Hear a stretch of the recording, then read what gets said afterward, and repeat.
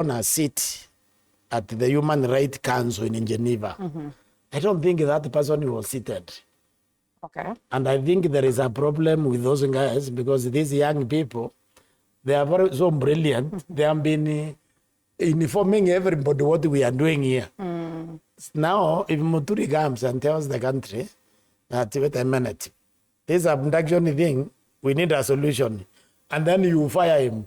Then you have confirmed that indeed you are part and parcel of this gimmick that is playing on. I think that could very well be where the president is having. That's what I think. I don't think he's fearing them to do what? What can they do to him? I mean, the president can fire everybody today. Nobody's going to do anything. Yeah. The power the president has is huge. It's very big. In terms of dealing with his cabinet, because he's given that power by the Constitution.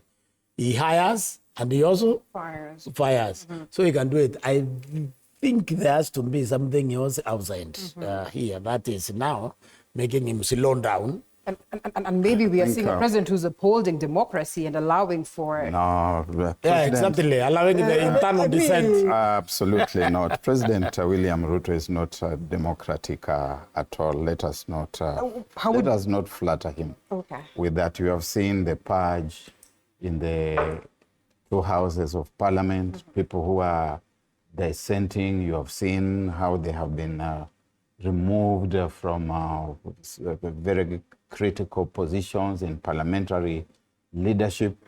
You have seen Parliament itself being whipped from State House. So let's not talk about democracy. Let's not flatter him. Let's not flatter him with that. This thing of democracy is a good thing for people to mouth, but it vaporizes the moment it departs from their lips. I think Professor was on the right path when he says there's something outside, something that President Ruto knows, and something that JBN Muturi also knows. That's what I think. And JBN Muturi has been Attorney General of this country, and therefore he would know a lot of things that other people do not know. People like Amos Wako, they know a lot of things that people in this country do not know by virtue of the office they have occupied. And Justin Muturi knows a lot of things that have happened during the short period that he has been Attorney General of this country. And so Muturi is essentially a bullet that is lodged in a delicate place in Dr. William Ruto's body. Very poetic. And he's wondering, do I risk removing it? And if I remove it, will I survive? So let me just live with this bullet in my body. And, you know, the way JBN Muturi swaggers around and throws his weight around, it's like he's daring him. He's basically telling him, do your worst. Because unajua tu ile. Unajua. But also Muturi is also betting on some... You see, that place now is very hostile.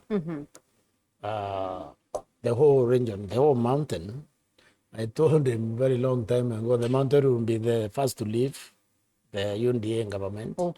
Followed by Mbukusu land. Because these people, like, they go together since the Mloti Party came. They are always on one side. When they are with William, they are there together. When they are outside together. So I told them they will leave. These fellows left the first 5 months of this government.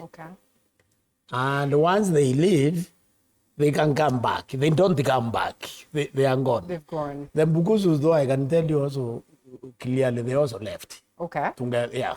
Also, the Luhya. Why are you saying the? It's the Luhya, not the Luhya. Yes, I think the Luhya also left.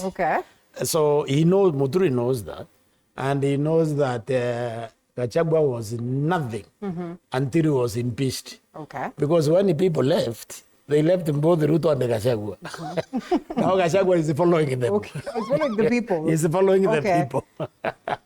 So Muturi knows that too. So him being fired would be very good for him. Okay. Now he can seek any seat he wants because now he has washed he has cleansed himself. Okay. Being on that side. Okay.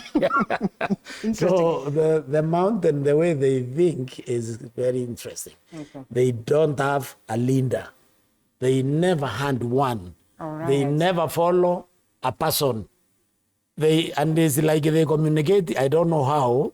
So they move in one direction, all of them. Okay. Leaders follow them. All right, interesting. And I don't know what Kenyans then would say if Justin Muturi But also, to be fair, also the Luhyas also don't have a leader. The leaders also follow them.